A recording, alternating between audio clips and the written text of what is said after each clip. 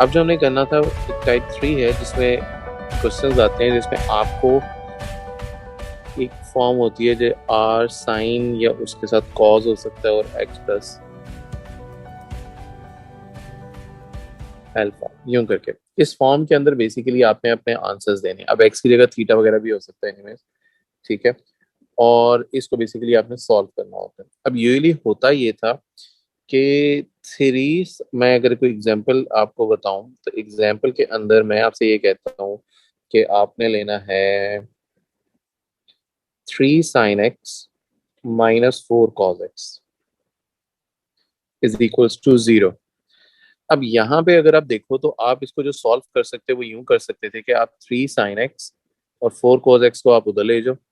cos x sin x से divide होगा तो वो tan x बन जाएगा और 3 इधर दूसरी साइड पे आके डिवाइड होगा तो वो इधर आ जाएगा। इसको बेसिकली आप सॉल्व कर सकते हो, ठीक है।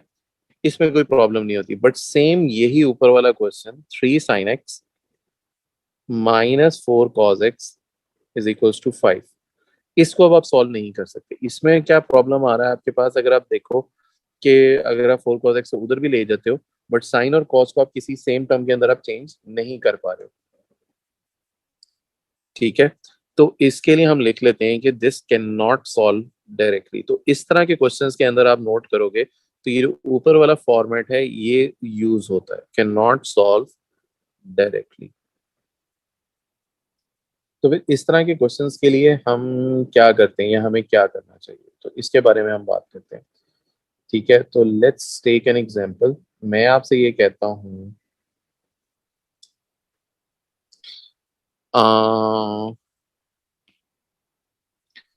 6 cos x -5 sin x और मैं आपसे कहता हूँ कि आपने एक्सप्रेस करना है इसको in this form which is r cos x plus alpha.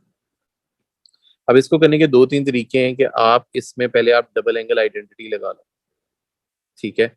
और फिर आप दोनों साइड्स को डबल एंगल लगा लो और फिर उसके बाद आप कंपेयर कोफिशिएंट्स कर लो, ठीक है। एक ये तरीका होता है इसको करने का। दूसरी चीज ये है कि इसमें एक शॉर्टकट होता है। आप यहाँ पे क्या कर सकते हो, आर निकालने के लिए होगा formula square root x square plus y square और जो अल्फा का हमने एंगल निकालना है that is tan inverse y over x। अब इसमें हम x और y किसे कहते हैं, इसमें आपने याद रखना है अगर यहाँ पे ये cos है तो ये जो cos वाली टर्म है इसको हम x रखेंगे और दूसरी वाली टर्म को हम y कंसिडर करेंगे। बात समझ आ रही है कि x और y कैसे डिसाइड करने। जी सर। जी बेटा, ओके। तो जब हम इसे सॉल्व करते हैं तो x का स्क्वायर होता है 6 + 5 का स्क्वायर। तो इसको सॉल्व करो तो देखो r की वैल्यू क्या निकल के आती है।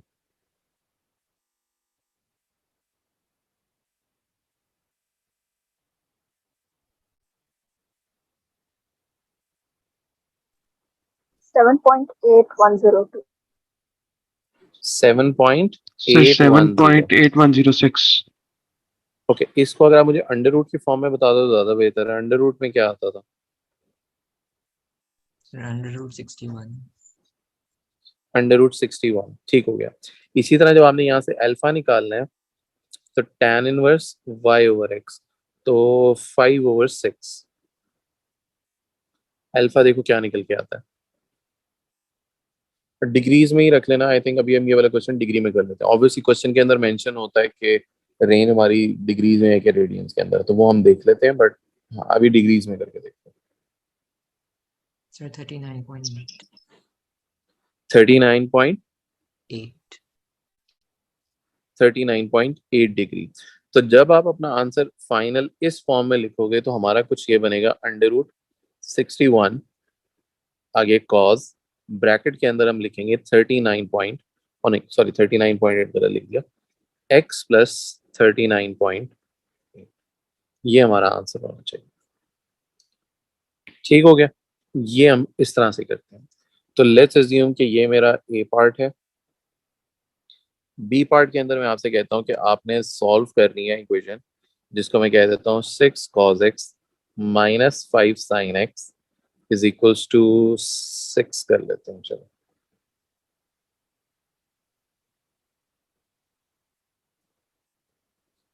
6 नहीं 5 कर लेते हैं, एक्चुअली ज्यादा बेहतर है। लिखिए जी ओके अगर आप देखो तो ये सेम ऊपर वाला ही क्वेश्चन है, तो अगर आप इस पोर्शन को देखो, ये वाला जो पोर्शन था इसका आंसर हमने निकाल लिया था कि ये आता है। तो इसको मैं लिख लेता हूँ √61 cos x plus 39.8 is equals to 5। अच्छा यहाँ पे साइड पे मैं रेंज भी लिख देता हूँ, तो हम रेंज ले लेते हैं 0 से लेके 360, ये हमारी रेंज है, इसके बीच में हमने आंसर्स बताने। ठीक हो गया। अब सबसे पहली चीज आप ये कर सकते हो कि ये √61 जो है इसको आप दूसरी साइड पे जाके डिवाइड कर दो, तो x प्लस 39.8 अब 5 डिवाइडेड बाई √61 करो तो क्या आता है आपके पास?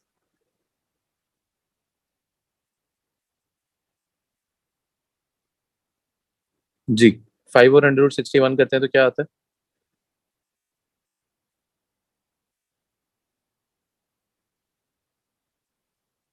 0.64 तीन सिग्निफिकेंट फिगर 0.64 आगे 0 ओके 0.640, ये हमारा यहाँ तक हो गया। अब बेटा आपने करना ये होता है कि इससे आपने बेसिकली रेंज को एडजस्ट करना है, ठीक है। अब इसको एडजस्ट कैसे करते हैं, तो देखो हमारी जो रेंज थी वो 0 से लेके 360 थी,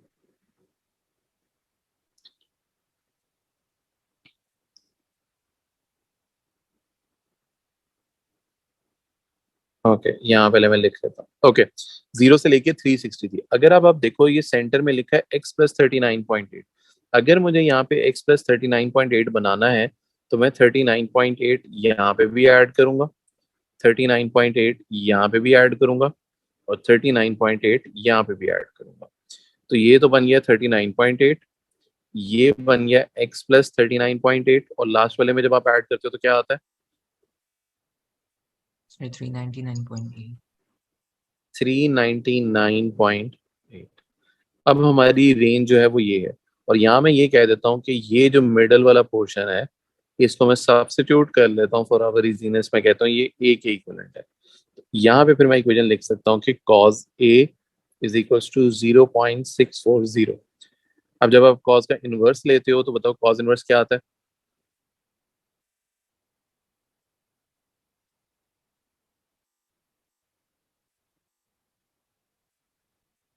फिर 50.2 50.2 डिग्री। ठीक हो गया। अब साथ में हमने यहाँ पे इसके क्वाड्रेंट्स भी देखने होते हैं, तो जब हम यहाँ पे क्वाड्रेंट देखते हैं तो ऐड शुगर टू कॉफी, तो यहाँ पे हमारे कॉज है यहाँ पे पॉजिटिव, तो कौन कौन से क्वाड्रेंट्स बनेंगे?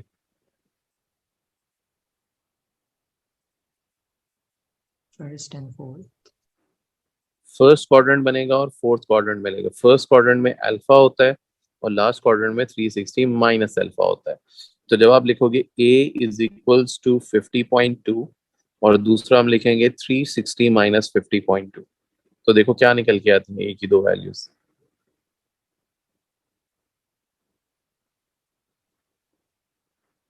हाँ जी 360 माइनस 50.2 कितना होता है?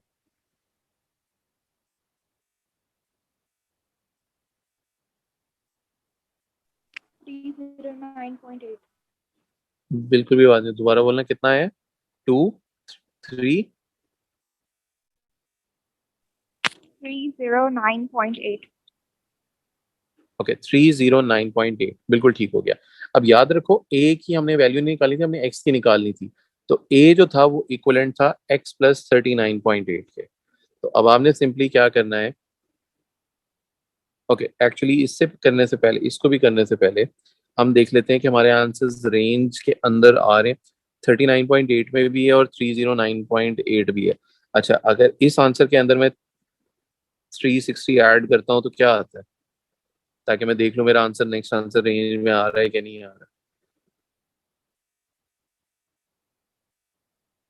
360 प्लस 50.2 कितना होगा? फिर 410.2 410.2। ओके ये वाला आंसर हमारी रेंज से बाहर है, तो इसका मतलब है मुझे इससे आगे नहीं जाना। ठीक है, तो a को हम रिप्लेस कर लेते हैं x प्लस 39.8 से। अब ये वाला 39.8 उधर जाके दोनों से माइनस होगा, तो आप 50.2 माइनस 39.8 करो और 309.8 माइनस 39.8 करो, देखो क्या आंसर आते हैं। तो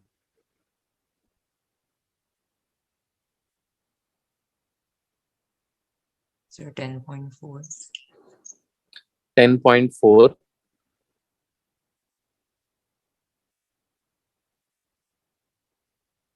or 270. 200 70. Okay 270 degree. तो हमारी x की जो दो वैल्यूज हैं वो ये होनी चाहिए। बताओ यहाँ तक समझ आया कि नहीं आया, किस तरह से करना है ये वाला?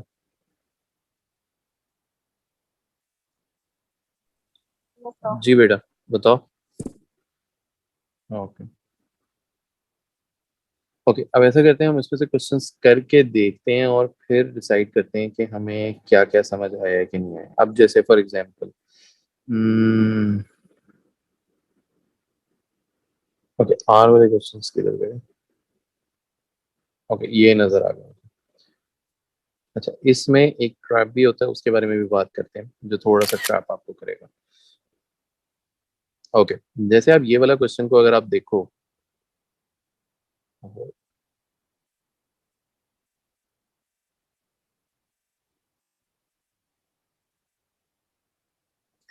ओके इस वाले क्वेश्चन को अगर हम देखें तो ये सेम उसी तरह से ए पार्ट जो है वो उसी तरह से स्टार्ट होगा।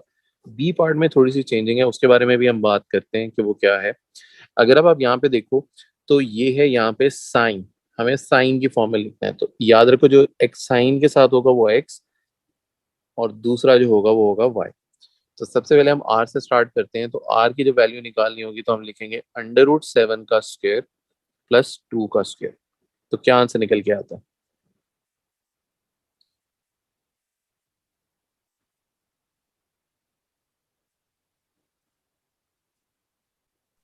Sir, √11.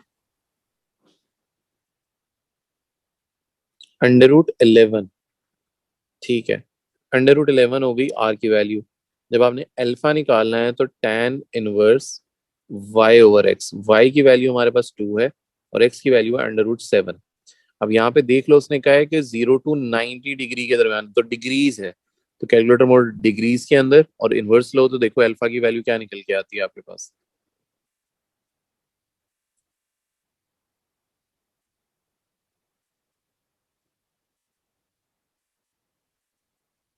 Sir, 37.1. बेटा 2 डेसिमल प्लेसेस है तो 37.0। 08. 08 बढ़िया सर। बिल्कुल ठीक है, ये ध्यान रखना बेटा 2 डेसिमल प्लेसेस की बात हो रही है तो हमने उसको इस तरह से राउंड ऑफ नहीं करना, ठीक है ना? ओके, तो अब जब आपने फाइनल आंसर लिखना है तो आप अपने इस फॉर्मेट को देखो। आर की जगह हमने लिख लिया R which is square root of 11 sine x plus 37.08। This is suppose to be the answer for the part A. समझ आया यहाँ तक कि नहीं आया?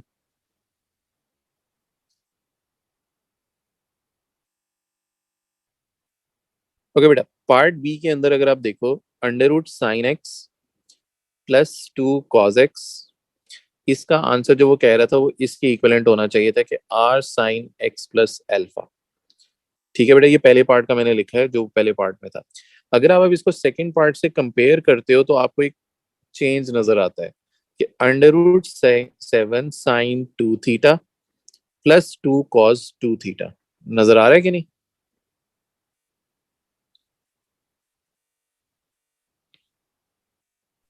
जी बेटा।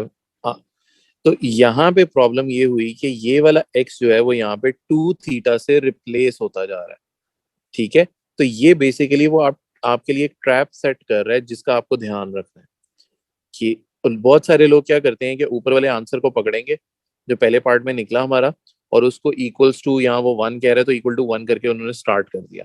नहीं, यहाँ पे ये ट्रैप है, तो एक्चुअली इससे फर्क ये पड़ता है कि इस केस के अंदर भी तो यहाँ पे जहाँ पे x लिखा हुआ था तो एक्चुअली ये बन जाएगा r sin x की जगह मुझे लिखना पड़ेगा 2 थीटा प्लस अल्फा। ये बात समझ आई है कि क्या इसमें आपको पहले चेंज करना पड़ेगा? जी sir. ओके, तो r की वैल्यू हमें पता है ऑलरेडी कि r की वैल्यू तो √11 थी, साइन ब्रैकेट में हमने लिखा 2 थीटा प्लस अल्फा की वैल्यू 37.08, और उसने कहा था कि आपने इसको इक्वल्स टू 1 पुट करना है। तो यहाँ पे हम इसको इक्वल्स टू 1 पुट कर देंगे। पहला स्टेप बताओ कि यहाँ तक कोई चीज कोई बात नहीं समझ आई तो, कि ये ट्रैप क्या था।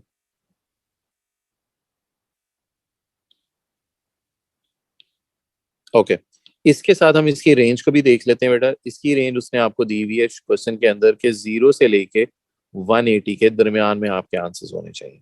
ठीक है, अब द थिंग इज कि साइन ब्रैकेट में 2 थीटा प्लस 37.08 और आप 1/√11 कर लो, तो देखो आपका आंसर क्या आता है।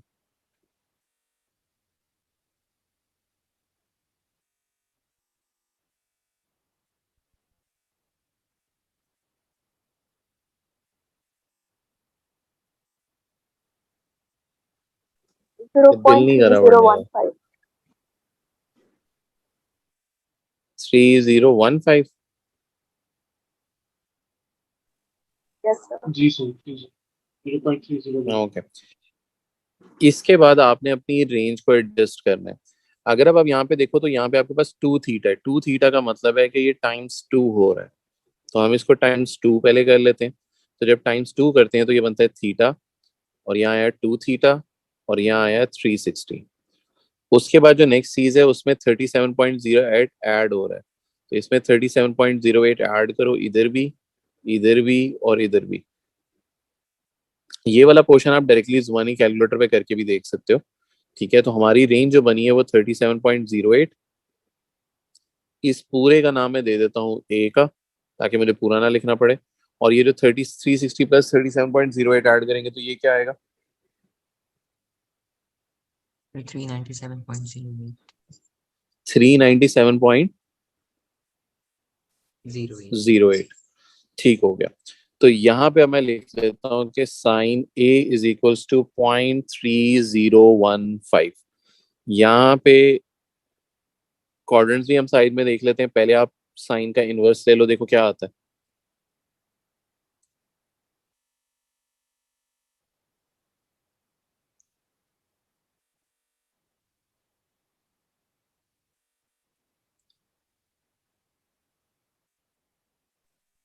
17.5. 17.5 डिग्री। अब जब यहाँ पे मैं क्वाड्रेंट चेक करता हूँ, ऐड शुगर टू कॉफी, तो ये मेरी साइन की वैल्यू थी पॉजिटिव। साइन पॉजिटिव होता है फर्स्ट क्वाड्रेंट में और सेकंड क्वाड्रेंट में। यहाँ वैल्यू लेंगे अल्फा और यहाँ लेंगे 180 माइनस अल्फा। तो जब आप ए के आंसर निकालने शुरू करोगे तो एक होगी 17.5 और दूसरी होगी 180 माइनस 17.5। तो देखो ए के क्या दो आंसर्स आते हैं, 17.5 और दूसरा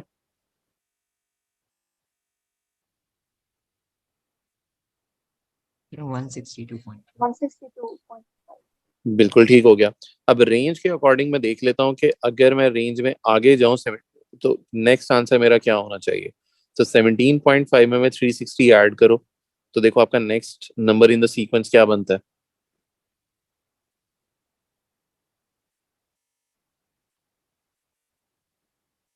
377.5. 377.5। तो देख रहे हो ये भी हमारा रेंज के अंदर आ रहा है। और ऑब्वियसली 162 में हम 360 ऐड करेंगे तो वो रेंज से बाहर चला जाएगा, तो वो मैं लिखता नहीं हूँ, उसको हम यूं ही रहने देते हैं। तो एक्चुअली इस केस के अंदर नोट करो, तो हमारी रेंज स्टार्ट हो रही थी 37 से। तो एक्चुअली ये जो आपका पहला वाला आंसर है ये भी इग्नोर हो जाएगा। समझ आ रहा है कि नहीं आ रहा? जी सर. ए की रेंज 37 से स्टार्ट हो रही है और 397 तक जा रही है। बेसिक एंगल तो हमने 17.5 निकाल लिया, उसकी हेल्प से हमने आगे वाले एंगल्स निकाल लिए। फिर हम देखेंगे हमारी रेंज में जो जो फॉल कर रहे हैं उनको हम सिलेक्ट कर लेंगे। अब ए जो था वो इक्वलेंट था 2 theta plus 37.08 is equals to, दो आंसर्स हैं, 162.5 और दूसरा है 377.5। पहली चीज ये होगी कि आप दोनों में से 37.08 जाके माइनस करो। तो दोनों में से माइनस करो, बताओ बारी बारी क्या आता है।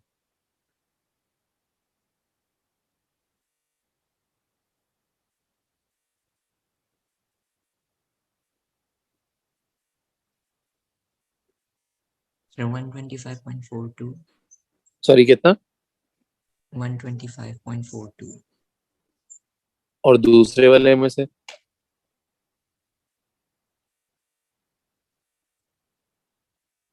Sir, 340.42. 340.4। अब Sir, आपका ये 2 जो इधर मल्टीप्लाई, सॉरी क्या बोला? 340.42. ओके 42। अब 2 जो इधर मल्टीप्लाई हो रहा था वो उधर जाके दोनों टर्म से डिवाइड हो जाएगा, तो जरा डिवाइड करो और देखो आपके फाइनल आंसर्स जो है वो क्या बनते हैं।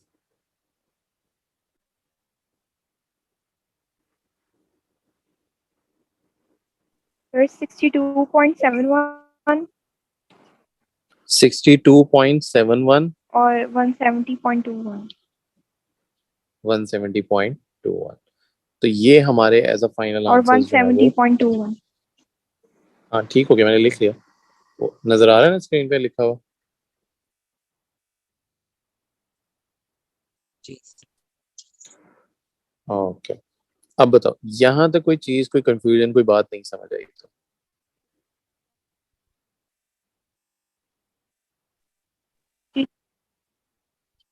ठीक है, तो इस ट्रैप का आपने खास ध्यान रखना है कि इसमें ये आपको तंग जो है ना वो बहुत ज्यादा करेगा। ज्यादा तो नहीं, मतलब बार रिपीटेडली देखोगे हर एक क्वेश्चन के अंदर ये चीज आ जाती है। ओके, ये क्वेश्चन नंबर 5 है, ये ट्राई करते हैं। एक्चुअली ये आप लोग मुझे ए पार्ट तो आप लोग करके दिखाना कि वो बहुत इजी है। ठीक है, तो आपने मुझे पहले आर की वैल्यू और अल्फा दोनों निकाल के बताने हैं कि आपके आर और अल्फा जो है वो क्या निकल के आते हैं। ये चलो कर लेते हैं, एक्चुअली ऐसी कोई बात नहीं है। ओके, आप लोग से मुझे ये बताओ कि एक्स की वैल्यू क्या लेंगे और वाई की वैल्यू क्या लेंगे?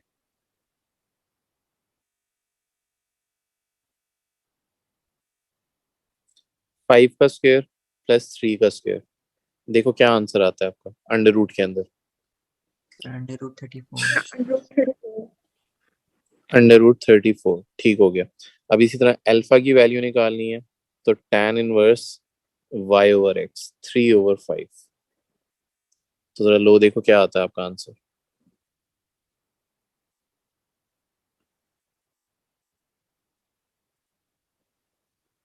Sir, 0.54.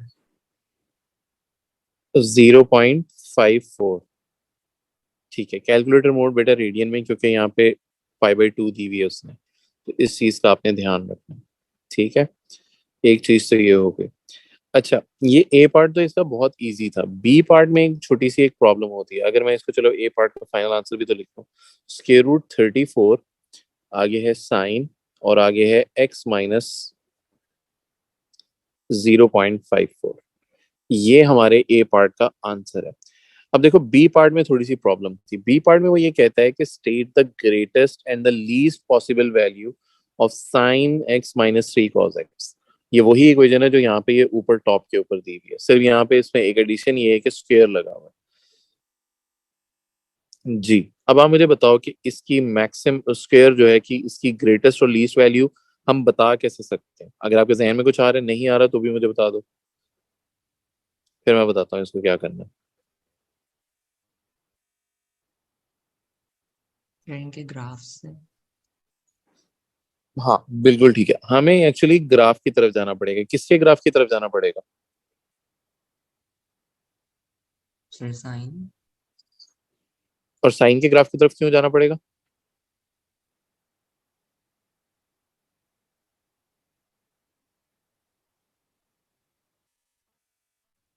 हाँ, जाना क्योंकि साइन की तरफ ही है, बट क्यों? हाँ बोलो बोलो। क्योंकि r के साथ शायद sin लगा हुआ है एग्जैक्टली फॉर्मेट। exactly, ये 5 sine x minus 3 cos x, इसको देखो हमने पहले पार्ट में प्रूव किया है, वो इसके इक्वलेंट है। ठीक है, इसमें सिर्फ साइन आ रहा है। तो अगर आपको याद हो साइन का थोड़ा सा ग्राफ जो हम एस के अंदर करते थे, तो साइन के ग्राफ की शेप कुछ ये होती थी कि साइन का ग्राफ यूं करके जाता था और ये हो जाता था। ठीक है, तो ऑब्वियसली अगर ये भी साइन का ग्राफ है तो इसकी वैल्यू कुछ इसी तरह ही होगी। अब मैक्सिमम और मिनिमम वैल्यू 1 और -1 के दरमियान में वेरी करती थी, अगर आपको याद हो। अब खुद सोचो कि अगर इसका, अब वो यहाँ पे एक स्क्वायर ले रहा है, तो स्क्वायर लेने से क्या फर्क पड़ेगा ग्राफ के ऊपर?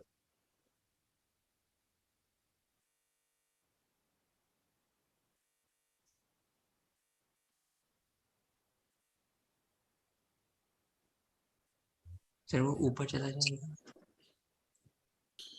एनीवेज सर आ रहा है सीरीज। अच्छा तो हाँ ना में बोल देंगे, बहुत अच्छी बात है कि मुझे भी पता लगती कुछ आ भी रहा है कि नहीं। बहरहाल देखो बेटा, दो चीजें हो रही हैं स्क्वायर से। एक तो स्क्वायर से आपको पता हो कि अगर 3 का स्क्वायर है तो इसका मतलब है 3 टाइम्स 3, यानी वैल्यू बड़ी भी हो जाती है। और दूसरी चीज ये कि अगर नेगेटिव नंबर का हम स्क्वायर लेते हैं तो वो पॉजिटिव भी हो जाता है। दो इम्पैक्ट हो रहे हैं। तो यहाँ पे तो पहले हम स्क्वायर करने से पहले तो हम ये देख लेते हैं कि इसका एम्पलीट्यूड, नॉर्मली साइन के ग्राफ का एम्पलीट्यूड होता है 1 to -1, बट इस केस में क्या होगा, यहाँ पे साइड में स्क्वायर रूट 34 मल्टीप्लाई हो रहा है। तो अब इस केस में साइन का ग्राफ की मैक्सिमम वैल्यू स्क्वायर रूट 34 होगी और मिनिमम वैल्यू तो वैसे होगी स्क्वायर रूट -34। ठीक है। अब जब आप इसका स्क्वायर लोगे तो फर्क ये पड़ेगा कि एक तो ये जो ग्राफ है, नेगेटिव वाला पोर्शन यहाँ से गायब हो जाएगा और सिर्फ ये ऊपर पॉजिटिव वाला पोर्शन ये बन जाएगा इस तरह से। और जब आप √34 का स्क्वायर लोगे, अच्छा यहाँ से मैं ये नीचे वाला गायब कर देता हूँ क्योंकि अब ये नेगेटिव वाला पोर्शन एग्जिस्ट नहीं करता। ठीक है। और अब आप √34 का स्क्वायर लोगे तो मैक्सिमम वैल्यू जो है वो इस ग्राफ की जो बनेगी वो +34 बनेगी। तो जब वो आपसे पूछ रहा है कि आपने ग्रेटेस्ट वैल्यू बतानी है तो आप यहाँ लिखोगे कि द ग्रेटेस्ट वैल्यू इज 34। और अगर मैं आपसे अब पूछूं कि आपकी मिनिमम वैल्यू या लीस्ट वैल्यू वो क्या बनेगी, तो वो क्या होगी? 0। बिल्कुल ठीक है। अब क्योंकि अब हमारे ग्राफ की मिनिमम वैल्यू जो है वो इससे हमारा ग्राफ नीचे नहीं जा रहा, तो यहाँ पे लीस्ट वैल्यू आप यहाँ पे लिख सकते हो कि लीस्ट वैल्यू जो है वो आपकी 0 रहेगी। बताओ ये बात समझ आई है कि नहीं आई कि इस क्वेश्चन में करना क्या था?